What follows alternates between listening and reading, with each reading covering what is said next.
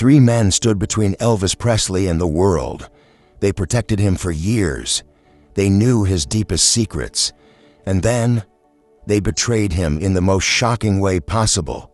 What they revealed destroyed Elvis's final years and changed music history forever. This is the truth they tried to bury. Meet the Memphis Mafia's inner circle: Red West, Sonny West, and Dave Hebler. These weren't just bodyguards. They were Elvis's brothers. Red West knew Elvis since high school, back in 1954 when the king was just a kid with a dream and a guitar.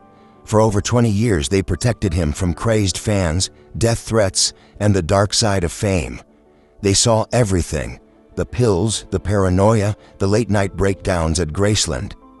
They were the only ones Elvis truly trusted.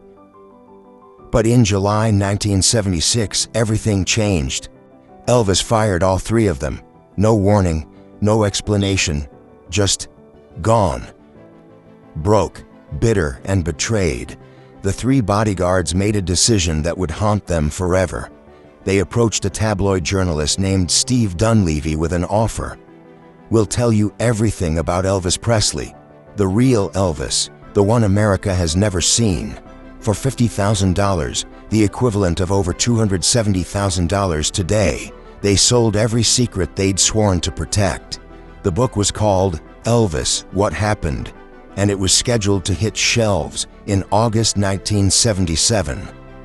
Elvis had just weeks to prepare for the scandal that would destroy his carefully crafted image. But here's what makes this story truly heartbreaking. The bodyguards claimed they wrote the book to save Elvis.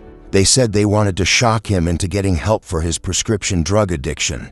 They thought exposing his demons would force him to face them. But that's not how Elvis saw it. The book revealed secrets that shattered Elvis's public image. They described in graphic detail his addiction to prescription drugs: Demerol, Percodan, Dilaudid. They claimed he'd take handfuls of pills just to sleep, then more pills to wake up.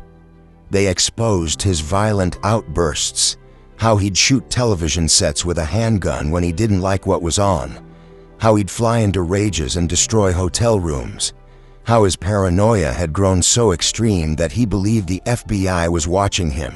But the most damaging revelation: they described Elvis's bizarre behavior in his final years: the weight gain, the slurred speech on stage, the concerts where he could barely remember the lyrics to his own songs. They painted a picture of a man in complete physical and mental collapse.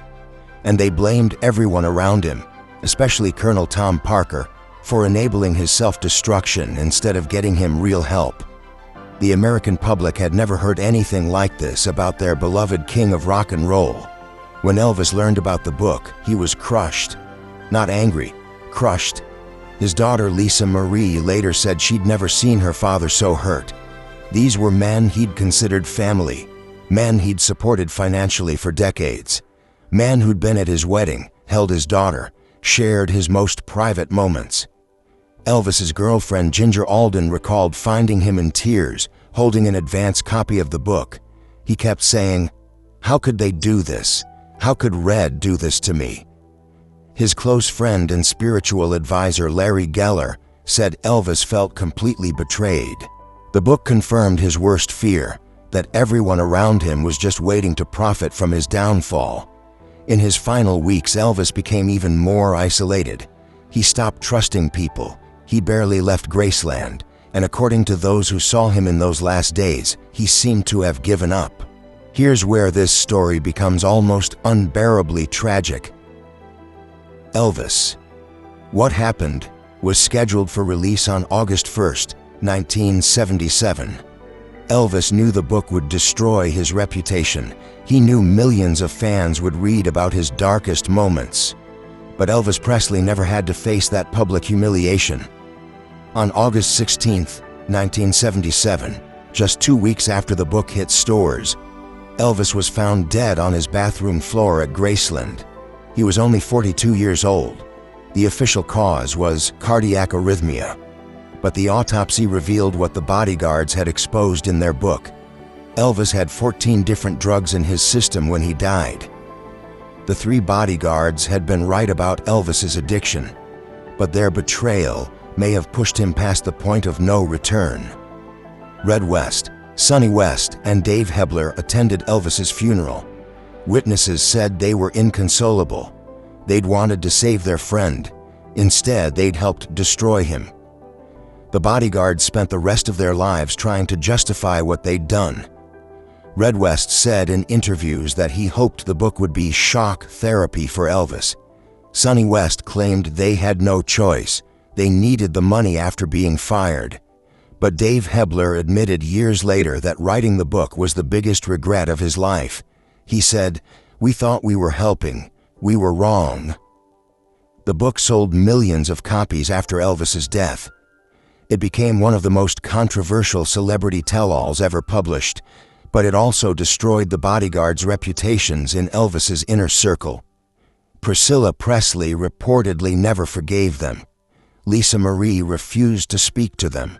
And Elvis fans around the world branded them as traitors who killed the king.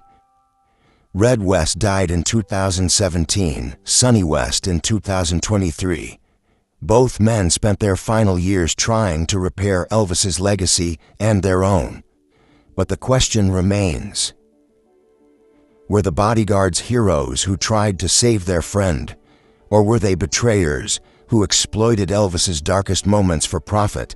The truth is probably somewhere in between.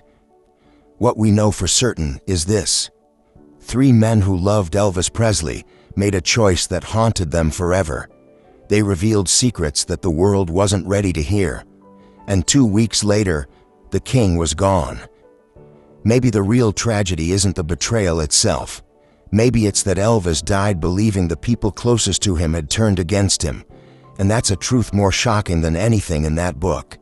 If you found this story as heartbreaking as I did, subscribe to Old in Motion for more untold stories from music history. What do you think? Were the Bodyguards right to write the book? Let me know in the comments below.